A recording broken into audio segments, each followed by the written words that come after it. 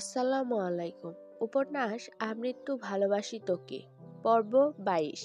লেখনীতে সালমা চৌধুরী। মেঘের রুম থেকে বেরিয়ে আবির নিচে এসে ডাইনিং টেবিলে বসেছে। মিম, মেঘ, তানভীর কেউ নেই। কেমন যেন সুস্থির পরিবেশ। মিম বা মেঘ না থাকলে আদিও যেন চুপচাপ থাকে।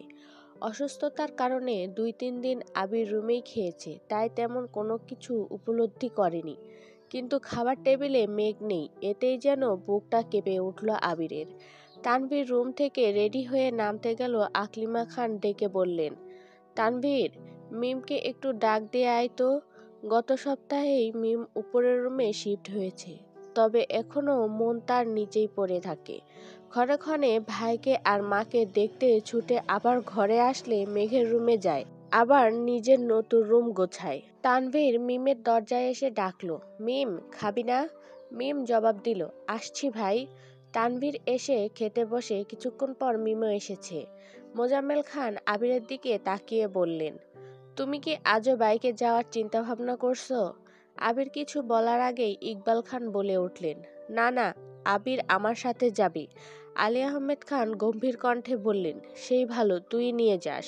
ওর তো আবার আমাদের সাথে আমাদের গাড়িতে চলাফেরা করতে সমস্যা। আবির চটজলদি খাওয়া শেষ করলো।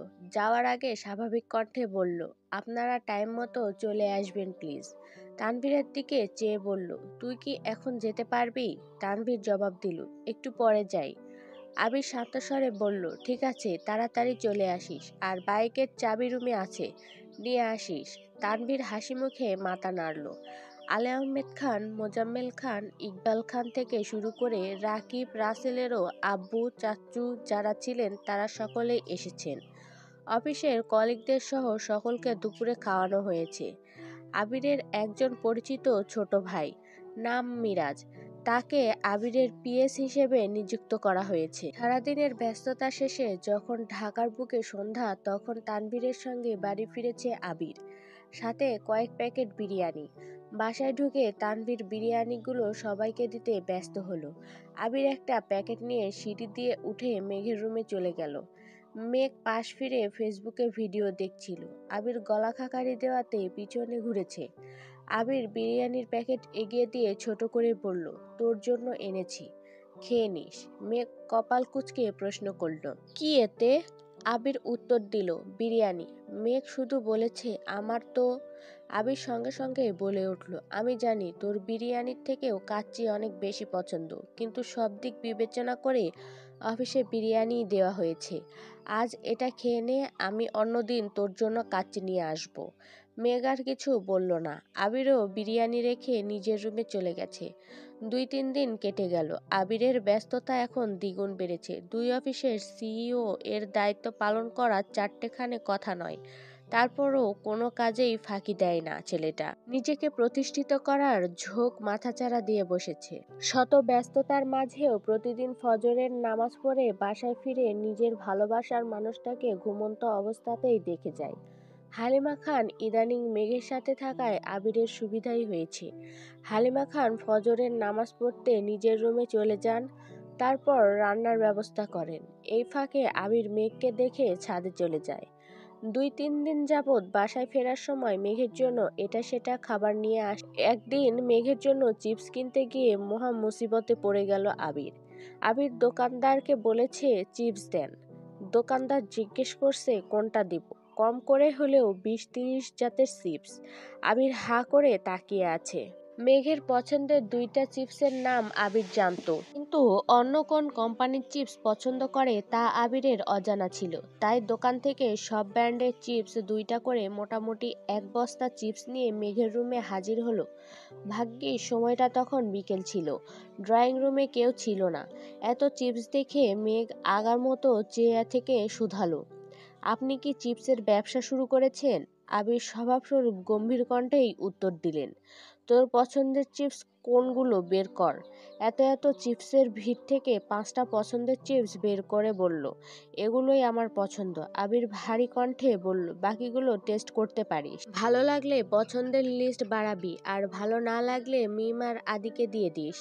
বৃহস্পতিবার সকালে আবির অফিসে যাওয়ার পথে মিমকে ডেকে ছাদের চাবি দিয়ে বলল, মেঘের শরীর ভালো থাকলে ওরে নিয়ে একটু ছাদে যাস। মিম চাবি নিয়ে উত্তর দিল, ঠিক আছে ভাইয়া। আবির অফিস থেকে ফেরার পথে মেঘের কোচিং আর টিউশন থেকে এই সপ্তাহের সকল নোট আর পরীক্ষার প্রশ্নগুলো এনে মেঘের রুমে টেবিলের উপর রেখে নিজের রুমে চলে গেছে। মিম আর মেঘ ছাদে ঘুরে ঘুরে ফুল গাছগুলো দেখছিল। নয়নতারা কুড়িয়ে দু বোন দুইটা কানে গুজে কয়েকটা ছবিও তুলেছে, আর এটা সেটা হাজারো গল্প করছে। এক সপ্তাহে মেঘের শরীর কিছুটা সুস্থ হয়েছে, তবে মায়ের ঘন্টায় ঘন্টায় আনা খাবার খেতে হচ্ছে। আবিরও এটা সেটা নিয়ে আসে। মোজাম্মেল খান অথবা আলী আহমেদ খান রুটি, কলা, ফল নিয়ে আসে। তানভীর রাতে ফেরার সময় যা চোখের সামনে পড়ে তাই নিয়ে আসে। খেতে খেতে আর শুয়ে থাকতে থাকতে ক্লান্ত হয়ে গেছে। বেশ খানিকটা সময় ছাদে ঘোরাঘুরি করে নিচে এসে যে যার রুমে চলে গেছে। মেঘ রুমে ঢুকতেই চোখে পড়ল টেবিলের উপর রাখা প্রশ্ন আর শিটের দিকে। এগুলো নিয়ে উল্টিয়ে পাল্টিয়ে দেখল। বুঝতে বাকি নেই যে এগুলো আবির ভাই এনেছেন। মেঘ সন্ধ্যার পর পড়তে বসেছে। অসুস্থতার ফলে এক সপ্তাহ যাবৎ বই নিয়ে বসতেই পারছিল না মেয়েটা। কিছুক্ষণ পড়াশোনা করে আবির ভাইয়ের আনা প্রশ্নগুলো দিয়ে পরীক্ষা দিয়ে নিজের অবস্থা চেক করছে। প্রতি শুক্রবারের ন্যায় এই শুক্রবারটাও ভালোভাবেই কাটলো সকলের। আবির আসরের নামাজ পড়ে করিডোর দিয়ে নিজের রুমের দিকে যাচ্ছিল। হঠাৎই সামনে পড়ল মেঘ। একটা স্কাই ব্লু কালারের জামার সাথে সাদা ওড়না গলায় পেঁচিয়েছে। হাতে একটা পার্স নিয়ে খোলা চুলে বের হচ্ছে রুম থেকে। স্ট্রেট লম্বা চুলগুলো আগা হাঁটু ছুঁই ছুঁই। আবির ক্ষুদ্র চোখে তাকিয়ে রইল অষ্টাদশীর পানে। মেঘ রুম থেকে বেরিয়ে মুখোমুখি হলো আবির ভাইয়ের। সাইড কেটে চলে যেতে চাইলে আবির প্রশ্ন করলো, এভাবে চুল ছেড়ে কোথায় যাচ্ছিস? মেঘ মাথা নিচু করে ছোট করে উত্তর দিল, পার্লারে। আবির কপাল কুঁচকে শুধালো, কেন? মেঘ মাথা নিচু করে পুনরায় উত্তর দিল, চুল কাটাতে। আবির এবার তীক্ষ্ণ দৃষ্টিতে তাকিয়ে বলল, তোকে চুল কাটার অনুমতি কে দিয়েছে? মেঘ একদমই বলে ফেলল, আম্মু বলেছে আমি নাকি চুলের যত্ন নিতে পারি না, তাই কাটাতে যাচ্ছি। আবির গম্ভীর কণ্ঠে প্রশ্ন করল, মামুনি বলেছে? মেঘ উত্তর দিল, জি। আবির ভিতরে ভিতরে রাগে ফুঁসছে। কণ্ঠ দ্বিগুণ ভারী করে জানালো, চুল কাটাবি ভালো কথা, কিন্তু চুল কোমরের উপরে যেন না ওঠে। মেঘ অন্যদিকে মুখ করে অভিমানী স্বরে বলল, আমার চুল আমি কাটাবো, কারো অভিমতের প্রয়োজন নেই। আবির দাঁতে দাঁত চেপে দীর্ঘশ্বাস ফেলে কড়া স্বরে বলল, চুল কোমরের 1 ইঞ্চি উপরে উঠলে তোর খবর আছে। কথাটা বলা শেষ করা মাত্রই আবির দ্রুত পায়ে নিজের রুমের দিকে চলে গেল। অষ্টাদশী স্ট্যাচুর মতো দাঁড়িয়ে বিড়বিড় করে বলল, আমার চুল আমি যা ইচ্ছা তাই করব। আপনার কথা আমি কেন শুনবো? আপনি আপনার প্রিয়তমার ওপর অধিকার খাটান গিয়ে, আমার ওপর অধিকার খাটাতে হবে না। কথাগুলো একদমে বলে সিঁড়ি দিয়ে নেমে মায়ের রুমে চলে গেল। হালিমা খান মেয়েকে নিয়ে বাসার কাছেই একটা পরিচিত পার্লারে গিয়েছেন। হালিমা খান বলেছিলেন কাঁধের নিচ পর্যন্ত কেটে ফেলতে, কিন্তু মেঘের মন টানছে না। চুলের প্রতি যেন তার বড্ড বেশি মায়া। মায়ের কথায় চুল কাটাতে রাজি হয়েছে সেই অনেক। হালিমা খানের জোরাজুরিতে মেঘ পিঠ পর্যন্ত চুল কাটাতে রাজি হয়েছে। পার্লারের মহিলা যখনই চুল কাটার জন্য কাঁচি হাতে নিল, তৎক্ষণাৎ মেঘের মনে পড়ে গেল আবির ভাইয়ের বলা কথাটা। মেঘ মনে মনে ভাবল, না না, আবির ভাইয়ের ওপর কোনো বিশ্বাস নেই। চুল ছোট করলে যদি ওই দিনের চেয়েও বেশি জোরে মারে, তাহলে তো আমি মরেই যাব। থাক বাবা, এই ফালতু ব্যাটার মাত খেয়ে অকালে জীবন ত্যাগ করার কোনো প্রয়োজন নেই। আর কিছুদিন জীবনটা উপভোগ করে নেই। সঙ্গে সঙ্গে মেঘ চিৎকার দিয়ে উঠল। মেঘের আচমকা চিৎকারে হালিমা খান কিছুটা ভড়কে গেলেন। চিন্তিত হয়ে জিজ্ঞেস করলেন, কি হয়েছে তোর? এভাবে চিৎকার করছিস কেন? মেঘ নিরুদ্বেগ কণ্ঠে বলল, কোমর পর্যন্ত কাটবো চুল। হালিমা খান কিছুটা বিরক্ত হয়ে বললেন, কোমর পর্যন্ত কাটলে আর কি হবে? সেই তো বড়ই থাকবে। মেঘ মন খারাপ করে উত্তর দিল, তারপরও কোমর পর্যন্ত কাটাবো, আর ছোট করব না, প্লিজ আম্মু। হালিমা খানও আর জোর করলেন না। মেঘের কথা মতো কোমর পর্যন্তই কাটানো হলো। কাজ শেষ করে সন্ধ্যার আগে আগে বাসায় ফিরেছেন মামি। আবির ড্রয়িং রুমে ছোপায় বসে কফি খাচ্ছিল। কাউকে ঢুকতে দেখে চোখ তুলে এক পলক তাকালো। মেঘকে দেখে দৃষ্টি স্থির হলো। মেঘের চুল দেখার জন্য তীক্ষ্ণ দৃষ্টিতে চেয়ে রইল। মেঘ সিঁড়ি দিয়ে ওঠার পথে আবির ভাইয়ের দিকে তাকিয়ে ভেঙচি কেটে দ্রুত পায়ে উঠে নিজের রুমে চলে যাচ্ছে। মেঘের কোমর পর্যন্ত চুল দেখে আবির মাথা নিচু করে মুচকি হাসলো। আবির কফি শেষ করে বাসা থেকে বেরিয়ে পড়েছে। প্রতি শুক্রবারের মতো মাগরিবের নামাজ পড়ে বন্ধুদের সাথে আড্ডা দিতে চলে গেছে। বাসায় ফিরতে ফিরতে 11টা বেজে গেছে। শনিবারে ডাইনিং টেবিলে নাস্তা করছিল সকলে। তখনই মেঘ নেমে আসছে। চঞ্চল পায়ে নুপুরের ঝনঝন শব্দে আবির চাইল সিঁড়িতে। চুল ছোট করাতে যেন অন্যরকম সুন্দর লাগছে তার অষ্টাদশীকে। কোমরে পড়া চুলগুলো হাঁটার সঙ্গে সঙ্গে এদিক সেদিক নড়ছে। আবির সঙ্গে সঙ্গে দৃষ্টি নামিয়ে খাওয়ায় মনোযোগ দিল। মেঘ কাছাকাছি আসতেই আলী আহমেদ খান প্রশ্ন করলেন, এখন শরীর কেমন? মেঘ একগাল হেসে উত্তর দিল, আলহামদুলিল্লাহ ভালো বড় আব্বু। তানভীর কয়েক সেকেন্ড তাকিয়ে প্রশ্ন করল, চুল কাটাইছিস নাকি? এবার যেন সকলের দৃষ্টি মেঘের চুলের দিকে গেল। কেউ কিছু বলল না। মেঘ ছোট করে উত্তর দিল, হ্যাঁ। তানভীর হুট করে বলে উঠল, ভালোই করেছিস, লম্বা চুলে তোকে শেওড়া গাছের পেতনির মতো লাগতো। কথাটা বলে তৎক্ষণাৎ তানভীর জিহ্বায় কামড় দিয়ে মাথা নিচু করে ফেলল। বাড়ির সকলে যে এখানে আছে সেটা তানভীরের মনেই ছিল না। মেঘ গাল ফুলিয়ে শ্বাস ছেড়ে ভাইয়ার দিকে শুকনো নজরে তাকিয়ে রইল। তারপর ভেঙচি কেটে চুপচাপ আবির ভাইয়ের বিপরীতে বসে নাস্তা খাওয়া শুরু করলো। মোজাম্মেল খান রাগী স্বরে বললেন, নিজের বোনকে পেতনির সাথে তুলনা করছো? বাহ। ততক্ষণে আলী আহমেদ খান খাওয়া শেষ করে উঠে গেছেন। ইকবাল খান হাসি মুখে বললেন, তানভীর মজা করে বলেছে, বাদ দাও তো ভাইয়া। মোজাম্মেল খান কঠিন স্বরে বললেন, আমার মেয়েকে নিয়ে কেউ যেন এরকম মজা আর না করে। আমার মেয়ের তুলনা শুধু পরীর সঙ্গেই সম্ভব। কথাটা বলেই মোজাম্মেল খান রাগে ফুঁসতে ফুঁসতে চলে যাচ্ছেন।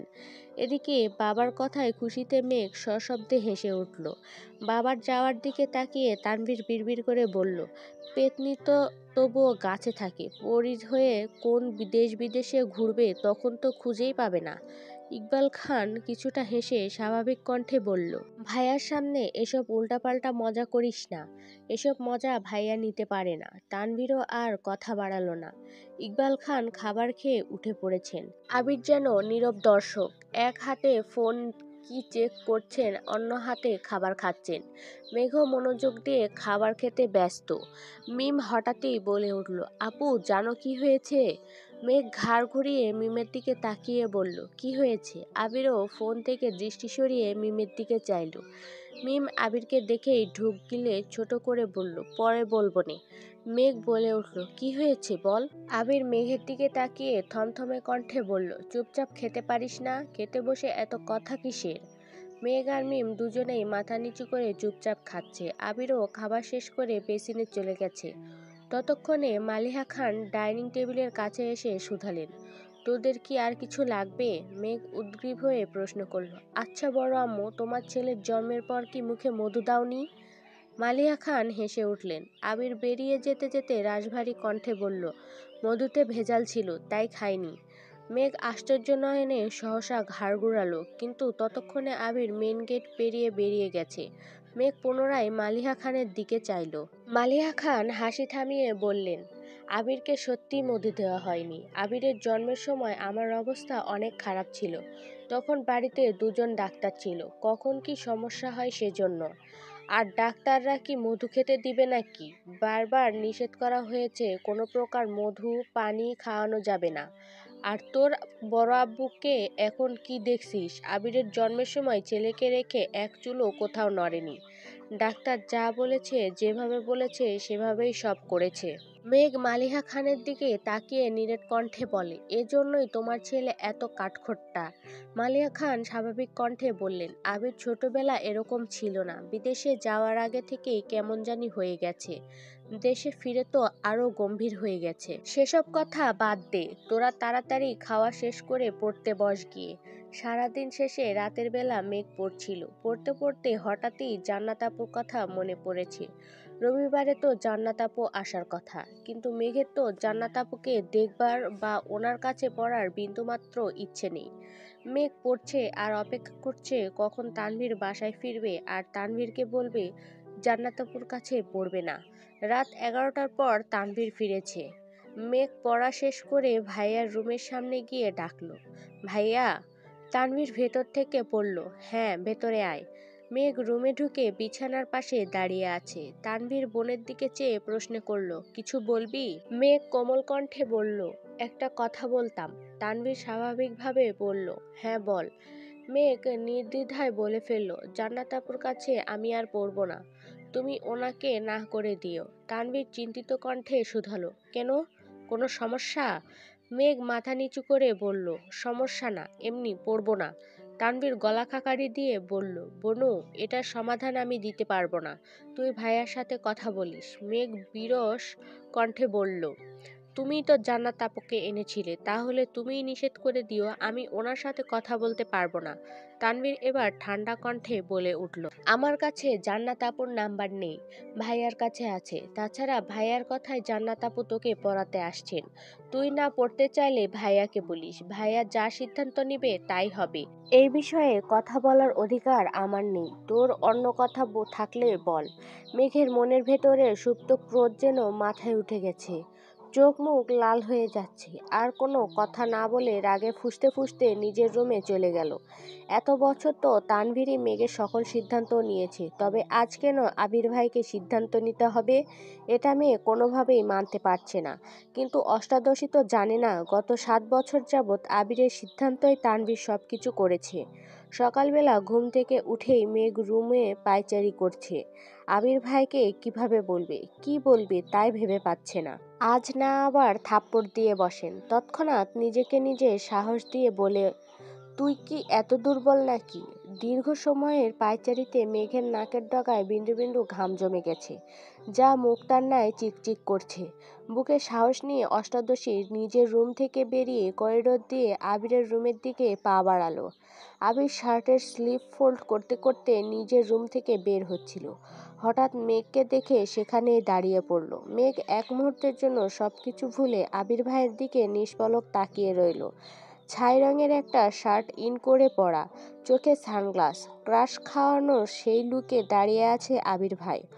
সে তো জানে না এই সুদর্শন লুকে ছোট্ট অষ্টাদশীর মনের মণিকোঠায় ব্যথা অনুভব হয়। মেঘের অভিমুখে চাইল আবির। নাকের ডগায় জমে থাকা ঘাম যেন আবিরের দৃষ্টিকে টানছে। মেঘের শান্ত অস্থির নয়নজোড়ার দিকে তাকিয়ে আবির মনে মনে বলে, এই চোখে শুধু আমার সর্বনাশ দেখি। মেঘের অভিব্যক্তি বদলাতে সময় লাগলো না। মাথা নিচু করে বুক ফুলিয়ে শ্বাস নিয়ে বলল, আপনার সাথে আমার কথা আছে। আবির স্বভাবসুলভ ভারী কণ্ঠে বলল, বল। মেঘ নিরেট কণ্ঠে বলল, আমি জান্নাত আপুর কাছে পড়ব না। মনের ভেতরে সুপ্ত ক্রোধটা এক নিমিষেই প্রকাশ করে ফেলল। মেঘের কথায় আবির স্বাভাবিক কণ্ঠে প্রশ্ন করল, কেন? মেঘ তপ্ত স্বরে জানালো, ইচ্ছে নেই তাই পড়ব না। আবির ভ্রু গুটিয়ে বিরক্তি নিয়ে বলল, তোর ইচ্ছেতে তো সবকিছু হবে না, তোকে জান্নাতের কাছেই পড়তে হবে। মেঘ আবারও ভেতরে ভেতরে রাগে ফুঁসছে, গাল দুটা রক্তবর্ণের ধারণ করেছে। অধিক রাগে মেঘের গলার স্বর ভেঙে আসে। এবার কান্না জড়িত কণ্ঠে বলে উঠল, বললাম তো আমি ওনার কাছে পড়ব না। আবির দীর্ঘশ্বাস ছেড়ে শক্ত কণ্ঠে বলল, সব বিষয় নিয়ে ফাজলামো করবি না মেঘ, তোর ভালোর জন্যই জান্নাতকে আনা হয়েছে, আমি তোর খারাপ চাই না। মেঘ সহসা বলে ফেলল, আমার ভালো মন্দ আপনাকে ভাবতে হবে না। অন্তরের ক্রোধ যেন এবার মেঘের চোখ বেয়ে গড়িয়ে পড়ছে। মেঘের বলা কথাটা আবিরের হৃদয়ে লেগেছে। আবির কণ্ঠ দ্বিগুণ ভারী করে বলল, আজ থেকে জান্নাত পড়াতে আসবি, ঠিক মতো পড়াশোনা করবি, কোনো প্রকার নাটক করলে এর ফল ভালো হবে না। কথাটা বলেই আবির মেঘকে পাশ কাটিয়ে চলে যাচ্ছিল। মেঘ মাথা উঁচু করে গলার স্বর শিঙ্গে চড়িয়ে জানালো, আমি ওনার কাছে পড়ব না, দরকার হলে আমি বড় আব্বুকে বলবো। আবিরের মেজাজ চরম লেভেলের খারাপ হলো। পায়ের রক্ত যেন মাথায় উঠে গেছে। সেখানেই দাঁড়িয়ে রাগান্বিত স্বরে হুঙ্কার দিয়ে উঠল, কি বলবি আব্বুকে? জান্নাত পড়াতে পারে না এটা বলবি? জান্নাতের আচার আচরণ খারাপ এটা বলবি? আর তুই যে তোর টিচারকে নিয়ে উল্টাপাল্টা ভাবিস আর বাজে কথা বলিস, এগুলো আব্বু শুনলে সেটা কি ভালো হবে? এই যে তোকে এত ভালোবাসে, এত আদর করে, থাকবে তো এই ভালোবাসা? মেঘ সহসা মাথা নিচু করে নিশ্চুপ দাঁড়িয়ে রইল, চোখ দিয়ে অঝরে পানি পড়ছে। আবির চোখ মুখ গোটালো, নিজের রাগকে সংযত করার চেষ্টা করলো। রাশভারী কণ্ঠে বলল, এই বাড়িতে থাকতে গেলে আমার মর্জিতেই তোকে চলতে হবে। কোনো রকমে কথা শেষ করে আবির নিজের মতো নিচে চলে গেল। কিছু না খেয়ে অফিসের জন্য বেরিয়ে পড়েছে। পিছন থেকে মালিহা খান, ইকবাল খান ডেকেছে, কিন্তু আবিরের যেন সেদিকে কোনো হুঁশ নেই। মেঘ করিডরে দাঁড়িয়ে কেঁদেই যাচ্ছে। অতিরিক্ত রাগে মেঘের খুব কান্না পায়। খানবাড়ির নিয়মই যেন এটা। আলী আহমেদ খান আর মোজাম্মেল খানের আদেশ আবির আর তানভীরকে অক্ষরে অক্ষরে পালন করতে হয়। আবিরের আদেশ শাসন মেঘকে পালন করতে হয়। তানভীর শুধু মেঘকে না, মিম আর আদিকেও শাসন করে। তবে আবিরের মিম আর আদির ব্যাপারে কোনো মাথা ব্যথা নেই। আবিরের ধ্যানে জ্ঞানে শুধুই মেঘ। মেঘ সকাল থেকে কিছুই খায়নি। কয়েকবার বন্যাকে কলও করেছে, কিন্তু বন্যা রিসিভ করেনি। দুপুর হয়ে গেছে, মেঘ রুমে জোরে গান চালিয়ে বালিশে মুখ গুজে শুয়ে শুয়ে কাঁদছে। হঠাৎ ফোনে কল বেজে উঠেছে। মেঘ মুখ তুলে ফোনের দিকে তাকিয়ে দেখল বন্যা কল করেছে। মেঘ ফোন রিসিভ করতেই বন্যা বলে উঠল, কিরে এত কল দিছিস কেন? মেঘের কান্নার শব্দ শুনে বন্যা চিন্তিত স্বরে জিজ্ঞেস করলো, কি হয়েছে বেবি, কাঁদছিস কেন? মেঘ কান্নার মাত্রা কমিয়েছে, তবু এখনো ফুপিয়ে ফুপিয়ে কেঁদেই চলেছে। ক্রোধিত কণ্ঠে মেঘ বলল, আমি এই বাড়িতে আর থাকবো না, চলে যাব বাড়ি ছেড়ে। বন্যা কোমল কণ্ঠে শুধালো, কেন, কে কি বলেছে তোকে? মেঘ কণ্ঠ দ্বিগুণ ভারী করে বলল, কেউ কিছু বলেনি। রেজাল্ট দিলে যদি পাশ করতে পারি, তাহলে তুই যেই যেই ভার্সিটিতে আবেদন করবি, সবগুলো ভার্সিটিতে আমার আবেদনটাও করবি। টাকা আমি দিব, তুই শুধু আবেদন করে দিবি। তারপর পরীক্ষার সময় একসাথে গিয়ে দুজনে পরীক্ষা দিব। বাংলাদেশে যে জায়গাতেই চান্স পাবো সেখানেই ভর্তি হব। তারপরও এই বাড়িতে আমি থাকবো না। বন্যা, সেসব পরে দেখা যাবে, আগে তুই বল কি হয়েছে? মেঘ রাগান্বিত কণ্ঠে বলা শুরু করলো, কি হয়েছে জানি না, আমি এই বাড়িতে থাকবো না, এটাই মূল কথা। একবার শুধু কোথাও চান্স পাই, দরকার হলে টিউশন পড়িয়ে আমি পড়াশোনা করব। তারপর চাকরি করি। আম্মু আব্বুকে আমার কাছে নিয়ে যাব। আব্বু না গেলে শুধু আম্মুকেই নিয়ে, তবুও আমি এই বাড়িতে থাকবো না। যে যার মতো শুধু নিজেদের মর্জি আমার ওপর চাপিয়ে দেয়। এত বছর সহ্য করেছি, এখন জীবনে আরেক হিটলারের আবির্ভাব হয়েছে। আমার জীবনে তছনছ করে দিচ্ছে। উনি যা বলবেন তাই মানতে হবে, যেভাবে বলবেন সেভাবেই চলতে হবে। কেন আমি ওনার কথা মেনে চলবো না? তুই আবেদন না করে দিলে বলিস আমি নিজেই করব। বাই। একদমে কথাগুলো বলে ফোন কেটে বিছানার পাশে ফোন ফেলে আবারও বালিশে মুখ গুজে কাঁদছে।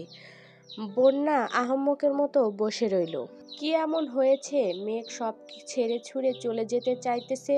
কিছুই তার মাথায় ঢুকছে না। আবির মেঘের রুমের দরজায় দাঁড়িয়ে মেঘের বলা প্রত্যেকটা কথা শুনেছে।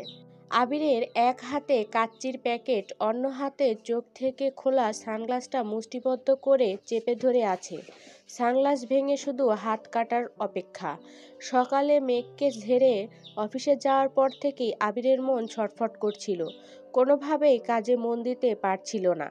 বাধ্য হয়ে অফিস থেকে বেরিয়ে জ্যাম পেরিয়ে অষ্টাদশীর পছন্দের রেস্টুরেন্ট থেকে কাচ্চি নিয়ে বাসার দিকে রওনা দিয়েছিল। মেঘ স্পেশাল কিছু রেস্টুরেন্ট ব্যতীত অন্য কোথাও থেকে কাচ্চি খায় না। গত সপ্তাহে আবিরের কাজের ব্যস্ততার ফলে সেই রেস্টুরেন্ট থেকে কাচ্চি নিয়ে খাওয়ানোর সময় সুযোগ হয়ে ওঠেনি। তাই আজ সব কাজ ফেলে বেরিয়েছিল। কিন্তু যাকে সে নিজের থেকেও বেশি ভালোবাসে, সেই অষ্টাদশী তাকে ছেড়ে চিরতরে দূরে চলে যাওয়ার প্ল্যান করেছে। এটা শুনে যেন আবিরের মাথায় আকাশ ভেঙে পড়েছে। হৃদয় কেঁপে উঠেছে। নিজের অজান্তেই মনে মনে বলল, এত ঘৃণা করিস আমায়?